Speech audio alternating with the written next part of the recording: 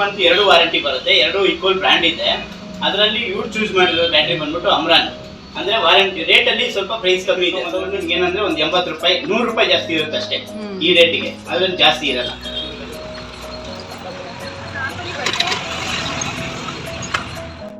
Hi friends, ಎಲ್ಲರೂ ಹೇಗಿದ್ದೀರಾ? ಚೆನ್ನಾಗಿದ್ದೀರಾ ಅಂತ ಅಂದ್ಕೊಂಡಿದ್ದೀನಿ. ನಾನು ನಿಮ್ಮ ಪಲ್ಲವಿ ಜಗದೀಶ್ ಮಾತಾಡ್ತಿರೋದು. Welcome back my channel. Friends, ಎಲ್ಲರೂ ಕೂಡ ನಿಜವಾಗ್ಲೂ ಇಷ್ಟು ದಿನ ತುಂಬ ಚೆನ್ನಾಗಿರ್ತೀರಾ. ಹೌದು, ಪರ್ಸ್ನಲಿ ನಾವೇ ಚೆನ್ನಾಗಿರಲಿಲ್ಲ. ಅಂದರೆ ಚಾನಲ್ ಮಾನಿಟೈಸೇಷನ್ ಆಫ್ ಆದ ಕಾರಣ ಎಲ್ಲೋ ಒಂದು ಕಡೆ ಬೇಜಾರು, ಯಾಕೆ ಬೇಕಪ್ಪ ಅನ್ನೋ ಥರ ಸ್ವಲ್ಪ ಬೇಜಾರಿದೆ. ಆದರೂ ಕೂಡ ಕೆಲವೊಂದಷ್ಟು ವೀಡಿಯೋಗಳನ್ನ ಮಾಡ್ಕೊಂಡು ಇಟ್ಕೊಂಡಿದ್ದೀನಿ. ಹಾಗಂತ ಜಾಸ್ತಿ ಏನು ಮಾಡ್ಕೊಂಡಿದ್ದೀನಿ, ಯಾಕೆಂದರೆ ನನಗೆ ಗ್ಯಾರಂಟಿನೇ ಇರಲಿಲ್ಲ. ಹಾಗಾಗಿ ಅಂದರೆ ಮಾನಿಟೈಸೇಷನ್ನು ಆನ್ ಮಾಡ್ತಾರೆ ಅಂತ. ಯಾಕೆಂದರೆ ಫಸ್ಟ್ ಟೈಮ್ ನಾನು ಆನ್ ಮಾಡಿದಾಗ ಅದು ಕ್ಯಾನ್ಸಲ್ ಆಗಿತ್ತು. ಸೆಕೆಂಡ್ ಟೈಮ್ ಆನ್ ಮಾಡಿದ್ಮೇಲೆ ಸ್ವಲ್ಪ ಚೇಂಜಸ್ ಎಲ್ಲ ಮಾಡಿಕೊಂಡೆ. ಅದೇನೆಲ್ಲ ಚೇಂಜಸ್ ಮಾಡಿಕೊಂಡೆ ಅನ್ನೋದನ್ನು ಯಾರಾದರೂ ಕಮೆಂಟ್ಸ್ ಮುಖಾಂತರ ತಿಳಿಸ್ಕೊಡಿ ಅಂದರೆ ನಾನು ಖಂಡಿತವಾಗ್ಲೂ ತಿಳಿಸ್ಕೊಡ್ತೀನಿ, ಅದರಲ್ಲಿ ಏನಿಲ್ಲ. ಸೊ ಇವತ್ತು ಹಸ್ಬೆಂಡ್ ಜೊತೆ ಔಟ್ಸೈಡ್ ಹೋಗ್ತಾ ಇದ್ದೀನಿ. ಸೊ ಅದು ಆ್ಯಕ್ಟಿವಾ ಗಾಡಿದು ಬ್ಯಾಟ್ರಿ ಫುಲ್ ಡೆಡ್ ಆಗಿದೆ, ಗಾಡಿನೇ ಆನ್ ಆಗ್ತಿಲ್ಲ. ಹಾಗಾಗಿ ತುಂಬ ಸಮಸ್ಯೆ ಆಗ್ತಿದೆ ಅಂತ ಹೇಳಿಬಿಟ್ಟು ತೊಗೊಂಡು ಬರಲಿಕ್ಕೆ ಹೋಗ್ತಾ ಇದ್ದೀವಿ. ಒಂದು ಹೊಸ ಶಾಪಲ್ಲಿ ಮಾತಾಡ್ಕೊಂಡು ಬಂದಿದ್ದಾರೆ ಅಂತ. ರೇಟೆಲ್ಲ ಹೇಳಿಲ್ಲ, ಯಾಕೆಂದರೆ ಒಂದು 5 ಡೇಸ್ 4 ಡೇಸ್ ಏನೋ ಆಗಿದೆ ಅಂತ ಅಷ್ಟೇ ಓಪನ್ ಆಗಿ. ಸೊ ನಿನ್ನೆ ಅಷ್ಟೇ ಮಾತಾಡ್ಕೊಂಡು ಬಂದಿದ್ದಾರೆ.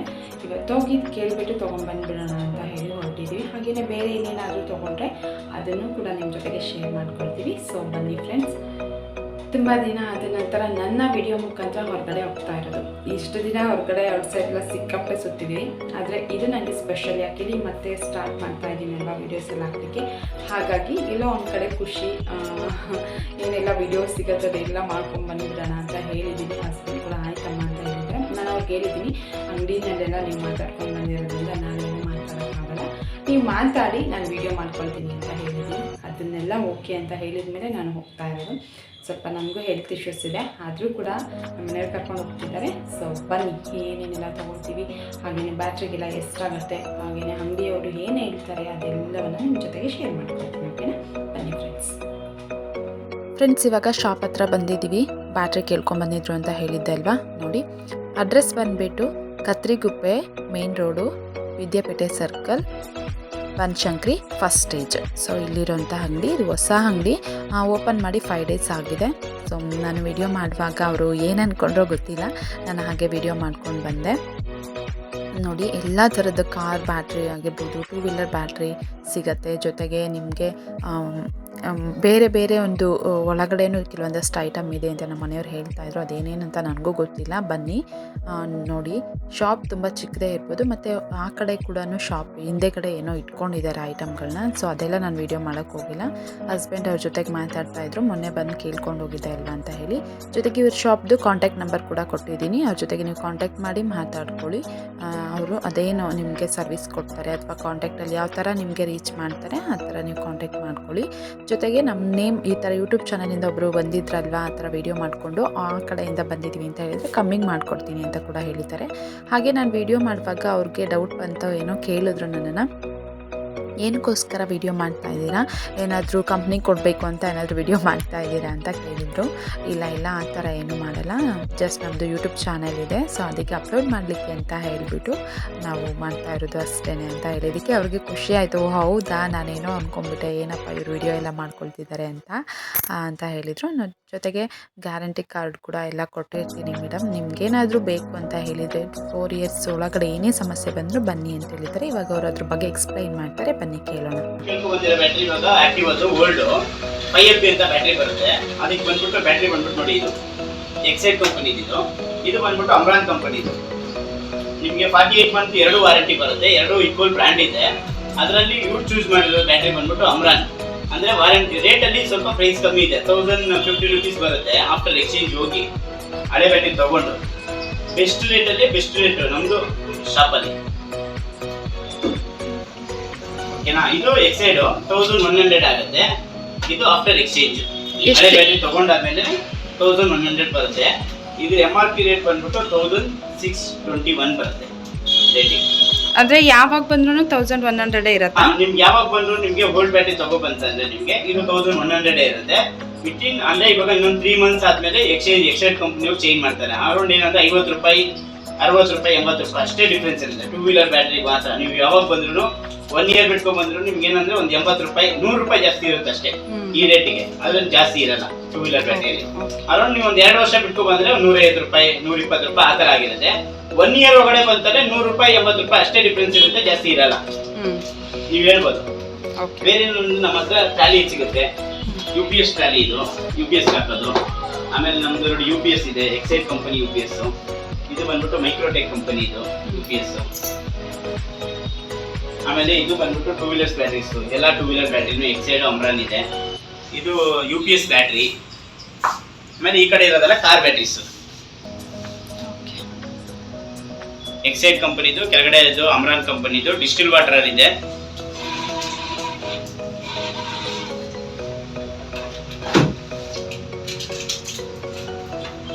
ನೋಡಿ, ಇದು ವಾರಂಟಿ ಕಾರ್ಡ್ ಎಲ್ಲ ಇಲ್ಲೇ ಹಾಕಿದ್ದೀನಿ.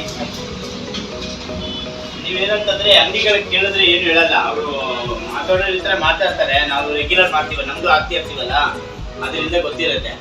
ಕೆಲವೊಬ್ರು ಕಂಪನಿ ಹೆಂಗ್ ಮಾತಾಡ್ತಾರೆ ಗೊತ್ತಿಲ್ಲ. ಇಲ್ಲ ತುಂಬ ಖುಷಿ ಆಯಿತು ನಮಗೆ ಇವ್ರ ಜೊತೆಗೆ ಮಾತಾಡಿದ್ದು. ಇವ್ರು ಹೇಳಿದ್ರು, ಮೇಡಮ್ ನೀವು ವಿಡಿಯೋ ಮಾಡ್ತಿದ್ದೀರಾ ಅಂತ ನಾನು ನಿಮ್ಮ ಜೊತೆಗೆ ಇಷ್ಟು ಚೆನ್ನಾಗಿ ಮಾತಾಡ್ತಿರೋದಲ್ಲ, ಯಾರೇ ಬಂದರೂ ಕೂಡ ನಾವು ಹೀಗೇ ಮಾತಾಡೋದು ಅಂತ ಹೇಳಿದ್ರು. ಖುಷಿ ಆಯಿತು. ಹಾಗೆಯೇ ಈ ಒಂದು ಪ್ರೈಸ್ ಇದೆಯಲ್ಲ 1100 1050, ನಾವು ಫಸ್ಟು ಯೂಸ್ ಮಾಡಿರೋ ಬ್ಯಾಟ್ರಿ ಬಂದುಬಿಟ್ಟು ಎಕ್ಸೈಡ್, ಇವಾಗ ಅಮ್ರಾನ್ನ ಯೂಸ್ ಮಾಡಿ ಅಂತ ಹೇಳ್ಬಿಟ್ಟು ಇವರೇ ನಮಗೆ ಸಜೆಸ್ಟ್ ಮಾಡಿದ್ದು. ಮೇಡಮ್ ಇದು ಕೂಡ ತುಂಬ ಚೆನ್ನಾಗಿದೆ. ನಾನು ಪರ್ಸ್ನಲಿ ನಿಮಗೆ ಹೇಳ್ತಾ ಇರೋದು 50 ರೂಪೀಸ್ ವೇರಿಯೇಷನ್ ಇರಬಹುದು, ಆದರೆ ಬ್ಯಾಟ್ರಿ ವರ್ಕಿಂಗ್ ಇದೆಯಲ್ಲ ತುಂಬ ಚೆನ್ನಾಗಿದೆ ಅಂತ ಹೇಳಿ ಅವ್ರು ನಮಗೆ ಅದನ್ನು ಕೊಟ್ಟಿದ್ದಾರೆ. 4 ಇಯರ್ಸ್ ಒಳಗಡೆ ಏನೇ ಪ್ರಾಬ್ಲಮ್ ಆದ್ರೂ ಬನ್ನಿ, ನಾನು ನಿಮಗೆ 1 ದಿನ ಟೈಮ್ ಕೊಟ್ಟರೆ ಎಲ್ಲ ನಿಮಗೆ ರೆಡಿ ಮಾಡಿಕೊಡ್ತೀನಿ ಅಂತ ಹೇಳಿ ಗ್ಯಾರಂಟಿ ಕೂಡ ಕೊಟ್ಟು ಕಳಿಸಿದ್ದಾರೆ. ಹಾಗಾಗಿ ಅವರ ಪರ್ಮಿಷನ್ ಇದ್ದು ನಾನು ವಿಡಿಯೋನ ಹಾಕ್ತಾ ಇದ್ದೀನಿ. ತುಂಬಾ ಖುಷಿ ಇದೆ. ಸೊ ಅದೆಲ್ಲ ಮುಗಿಸ್ಕೊಂಡ ನಂತರ ನಾವು ಬರ್ತಾ ಇದ್ದೀವಿ ಮನೆಗೆ. ಒಂದಷ್ಟು ಗಿಡಗಳು ಬೇಕು ಅಂತ ಹೇಳಿಬಿಟ್ಟು, ಅಂದರೆ ಹೂವೆಲ್ಲ ಇರೋವಂಥ ಗಿಡಗಳು ಬೇಕು ಅಂತ ನಮ್ಮ ಮನೆಯವ್ರು ಯಾವಾಗಲೂ ಹೇಳ್ತಾ ಇದ್ರು. ಹುಡ್ಕೊಂಡು ಬರ್ತಾ ಇದ್ವಿ, ಅಲ್ಲಿ ಹೂವಿನ ಗಿಡನೇ ಇರಲಿಲ್ಲ. ಹಾಗೆ ಮುಂದೆ ಬಂದು ಇವತ್ತು ಟ್ಯೂಸ್ಡೇ ಆಗಿದ್ರೂ ಕೂಡ ಪಾನ್ಕನ್ನು ಕೊಡ್ತಾಯಿದ್ರು, ಹಾಗೆ ಮಜ್ಜಿಗೆಯನ್ನು ಕೊಡ್ತಾಯಿದ್ರು. ನಾವು ಕೂಡ ಅದನ್ನು ತೊಗೊಂಡ್ವಿ. ನೋಡ್ತಿರ್ಬೋದು, ಹಸ್ಬೆಂಡ್ ಆಲ್ರೆಡಿ ನನಗೂ ಕೂಡ ತೊಗೊಂಡು ಬಂದರು. ಇಬ್ಬರು ಕೂಡ ಕುಡಿತಾ ಇದ್ವಿ. ನಮ್ಮ ಮನೆಯವ್ರು ಕೊಡು, ನೀನು ವೀಡಿಯೋನೇ ಮಾಡಿಲ್ಲ ನಾನು ಅಂತ ಹೇಳಿಬಿಟ್ಟು ಇಸ್ಕೊಂಡ್ರು. ನೋಡಿ, ನಾನು ಹೆಲ್ಮೆಟ್ ಕೂಡ ಬಿಚ್ಚಿಲ್ಲ, ತುಂಬ ಅಂದರೆ ತುಂಬ ಬಿಸಿಲಿತ್ತಲ್ವ, ಹಾಗಾಗಿ ನಾನು ಹೆಲ್ಮೆಟ್ ರಿಮೂವ್ ಮಾಡಲಿಲ್ಲ. ಹಾಗೆಯೇ ನಾನು ಕುಡಿದೆ. ಅದೆಲ್ಲ ಆದ ನಂತರ ಮುಂದೆ ಬಂದ್ವಿ. ನೋಡಿ, ಇಲ್ಲಿ ತುಂಬ ಹೂವಿನ ಗಿಡಗಳಿತ್ತು. ನನಗೆ ರೋಸ್ ಬೇಕು ಅಂತ ಅನ್ನಿಸ್ತು ಇಲ್ಲಿಗೆ ಬಂದ ನಂತರ, ಯಾಕೆಂದರೆ ತುಂಬ ಚೆನ್ನಾಗಿರೋ ರೋಸ್ಗಳೆಲ್ಲ ಇದ್ವು. ಆದರೆ 200 ರೂಪೀಸ್ ಏನೋ ಹೇಳಿದ್ರು ನನಗೆ ಒಂದು ಗಿಡಕ್ಕೆ. ಅದಿನ್ನು ಪುಟ್ಟು ಗಿಡಕ್ಕೆ 200 ರೂಪೀಸ್ ಕಾಸ್ಟ್ಲಿ ಆಯಿತು ಅಂತ ನಮ್ಮ ಮನೆಯವ್ರು ಹೇಳಿದ್ರು. ಅದಕ್ಕೇ ನೆಕ್ಸ್ಟ್ ಟೈಮ್ ನಾವು ಬೇರೆ ಕಡೆ ತೊಗೊಂಡ್ರೆ ಆಯಿತು ಅಂತ ಹೇಳಿದ್ವಿ. ಬಟ್ ಆದರೂ ಕೂಡ ಬೇರೆ ಬೇರೆ ಎಲ್ಲ ಗಿಡಗಳನ್ನ ಕೇಳಿದ್ವಿ. ತುಂಬ ಕಾಸ್ಟ್ಲಿನೇ ಹೇಳ್ತಾ ಬಂದರು. ಜಸ್ಟ್ ತುಳಸಿ ಗಿಡಕ್ಕೆ ಕೇಳಿದ್ರು ಅಷ್ಟೇ ಸ್ವಲ್ಪ ಕಾಸ್ಟ್ಲಿನೇ ಅಂತ ಅನ್ನಿಸ್ತು. ಹಾಗಾಗಿ ನಮ್ಮ ಮನೆಯವರು ಇರಲಿ ಬಾ, ನಾನೊಮ್ಮೆ ನೋಡ್ಕೊಂಡು ಬಂದಿದ್ದೆ, ಒಂದು ಸಲ ಒಳಗಡೆ ಎಲ್ಲ ವ್ಯೂ ಮಾಡೋಣ ಅಂತ ಹೇಳಿದ್ರು. ಅದಕ್ಕೇ ನಾನು ವೀಡಿಯೋ ಮಾಡ್ಕೊಳ್ತಿದ್ದೆ. ಅವ್ರು ನಾನು ವೀಡಿಯೋ ಮಾಡ್ಕೊಳ್ತಿದ್ದ ಕಾರಣ ಸ್ವಲ್ಪ ನಮ್ಮ ಮನೆಯವ್ರನ್ನ ಕೇಳಿದ್ರು, ಯಾಕೆ ವೀಡಿಯೋ ಮಾಡ್ತಿದ್ದೀರಾ ಅಂತ. ಏನಿಲ್ಲ, ಜಸ್ಟ್ ಹಾಗೇ ಚೆನ್ನಾಗಿದೆ ಅಲ್ವಾ ಗಿಡಗಳಂತ ಹೇಳಿದ್ರು. ಯೂಟ್ಯೂಬ್ ಚಾನಲ್ ಅಂತ ಎಲ್ಲ ಮೆನ್ಷನ್ ಮಾಡಲಿಕ್ಕೆ ಹೋಗಿಲ್ಲ. ಮತ್ತು ತುಂಬ ಗಿಡಗಳೆಲ್ಲ ಇದೆ, ಚೆನ್ನಾಗೆಲ್ಲ ಇತ್ತು ಎಲ್ಲ ಗಿಡಗಳು. ಆದರೆ ನಮಗೆ ಬೇಕಾಗಿದ್ದು ಜಸ್ಟ್ ಹೂವಿನ ಗಿಡಗಳು ಮಾತ್ರ. ಶಾವಂತಿಗೆನೇ ತೊಗೋಬೇಕಂತ ಅಂದ್ಕೊಂಡ್ವಿ. ಇನ್ನು ಮನೆ ಹತ್ರ ಗೊತ್ತಲ್ವಾ, ಮಕ್ಳುಗಳು ಜಾಸ್ತಿ. ಶಾವಂತಿಗೆ ಹೂವು ಬಿಡ್ತಿದ್ದಾಗೇ ಅವು ಎತ್ಕೊಂಡು ಹೋಗ್ಬಿಡ್ತವೆ, ಬೇಡ. ಯಾಕೆಂದರೆ ನಮ್ಮ ಪಕ್ಕದ ಮನೆಯವರು ಆಲ್ರೆಡಿ ಬೆಳೆಸಿ ಅದನ್ನು ಎಕ್ಸ್ಪೀರಿಯೆನ್ಸ್ ಮಾಡಿರೋದ್ರಿಂದ ಆ ಹೂವು ಬೇಡ ಅಂತ ಹೇಳ್ತಾಯಿದ್ರು. ರೋಸ್ ಆದರೆ ನಾನು ಸ್ವಲ್ಪ ತುಂಬ ಕೇರ್ ಮಾಡ್ತೀನಿ, ಜೊತೆಗೆ ನನಗೂ ಅವಾಗ ಮುಟ್ಕೊಳಕ್ಕಾಗತ್ತೆ ಅಂತ ನಾನು ನಮ್ಮ ಮನೆಯವ್ರಿಗೆ ಹೇಳ್ತಿದ್ದೆ. ಮುಳ್ಳೆಲ್ಲ ಇರುತ್ತಲ್ಲ, ಮುಟ್ಟಲ್ಲ ಅನ್ನೋ ಒಂದು ಗ್ಯಾರಂಟಿ ಮೇಲೆ ತೊಗೊಳ್ಳೋಣ ಅಂತ ಅಂದ್ಕೊಂಡ್ವಿ ಅಷ್ಟೇ. ಸದ್ಯ ನಮಗೂ ಎಲ್ಲ ಖುಷಿ ಆಯಿತು ತೊಗೊಂಡು. ನಂತರ ನಾವು ಇವಾಗ ಹೊರಟ್ವಿ. ಸರಿ, ಮುಂದೆ ಬಂದ ನಂತರ ಇಲ್ಲೊಂದು ಶಾಪ್ ಇತ್ತು, ಅದೇ ರೋಡಲ್ಲಿ ಬರುವಾಗ ಆ ಶಾಪಲ್ಲಿ ಜಸ್ಟ್ ಹಾಗೇ ಎಲ್ಲವನ್ನು ನಮ್ಮ ಮನೆಯವರು ನೋಡ್ತಾಯಿದ್ರು. ಕೆಲವೊಂದಷ್ಟು ಐಟಮ್ ಕೂಡ ಮನೆಗೆ ತೊಗೊಂಡ್ವಿ. ನೆಸೆಸರಿ ಇರಲಿಲ್ಲ, ಬಟ್ ಆದ್ರೂ ಕೂಡ ಸಿಕ್ತಲ್ವಾ. ಕೆಲವೊಂದಷ್ಟು ಕಡೆ ನೋಡಿರ್ತೀವಿ, ಅಲ್ಲೆಲ್ಲ ಕಾಸ್ಟ್ಲಿ ಇರುತ್ತೆ, ಅದು ತೊಗೊಳಕ್ಕಾಗಿರಲ್ಲ. ಸಮ್ಟೈಮ್ ಕಾಸೇ ಇರೋದಿಲ್ಲ ಅಲ್ವಾ, ಯಾಕೆಂದರೆ ಇದೆಲ್ಲರಿಗೂ ಇರೋ ಪ್ರಾಬ್ಲಮ್. ಹೇಳ್ಕೊಳ್ಳೋದ್ರಲ್ಲಿ ಏನು ನನಗೇನೋ ಆಗೋದಿಲ್ಲ.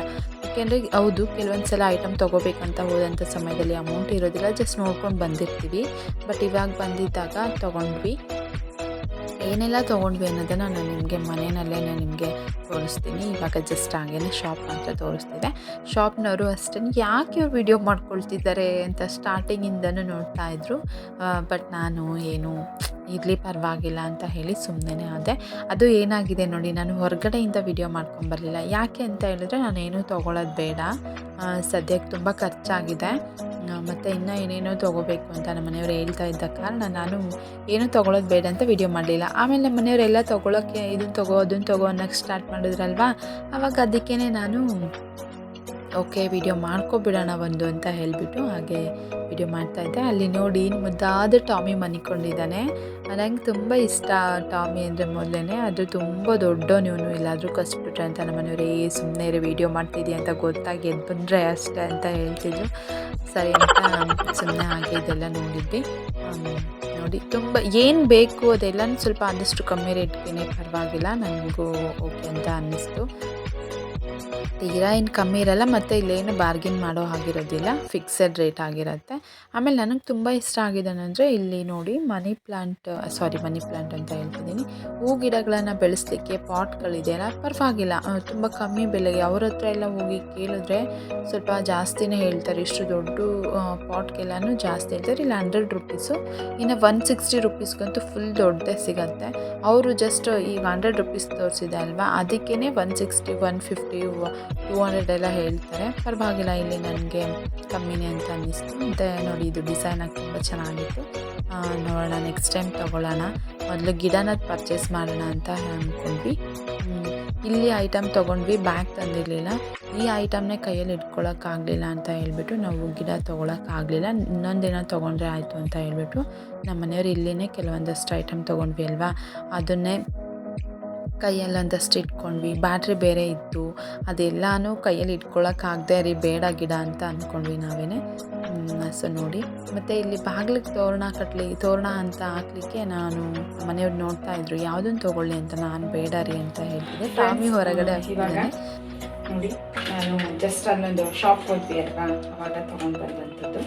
ಸೊ ಇದು ಯಾಕೋ ಸ್ವಲ್ಪ ಹಿಂಡಿ ಎಲ್ಲ ಹುಡ್ದಂಗಾಗಿತ್ತು. ಸೊ ಅದಕ್ಕೇ ಇರಲಿ ಅಂತ ಹೇಳ್ಬಿಟ್ಟು ಇದನ್ನು ತೊಗೊಂಡು ಬಂದ್ವಿ.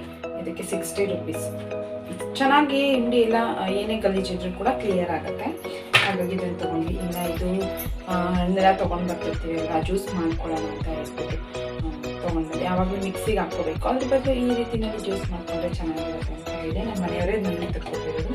ಹಾಗೆಯೇ ನಮ್ಮ ಮನೆಯಲ್ಲಿ ಉಪ್ಪನ್ನ ಹಾಕಿಡ್ಲಿಕ್ಕೆ ಅಂತ ಹೇಳ್ಬಿಟ್ಟು ಇದು ಪಿಂಗಾಣಿ ಇರಲಿಲ್ಲ. ಸೊ ಅದಕ್ಕೇ ಒಂದು ಇರಲಿ ಅಂತ ಹೇಳ್ಬಿಟ್ಟು ಈ ಡಿಸೈನ್ ಇಷ್ಟು ಇರೋವಂಥದ್ದನ್ನು ತೊಗೊಂಡಿದ್ದೀವಿ.